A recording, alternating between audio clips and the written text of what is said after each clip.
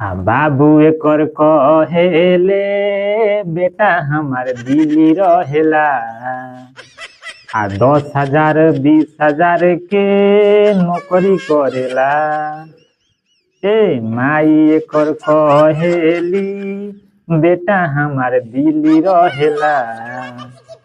10,000 20,000 के नौकरी करेला।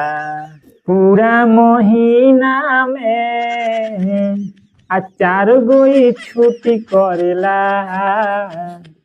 पूरा महीना में 4 गो छुट्टी करेला।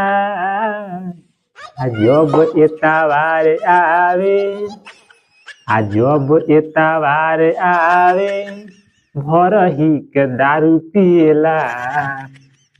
बाबू एकर कहेले बेटा हमार दिल्ली रहेला। घर के लोग मांगे पैसा। घर के लोग मांगे पैसा। दिन पई दिन भरेला। बाबू एकर कहेले बेटा हमार दिल्ली रहेला। 10,000 20,000 के नौकरी करेला। मेहरी जब मांगे पैसा दिन पई दिन धरेला।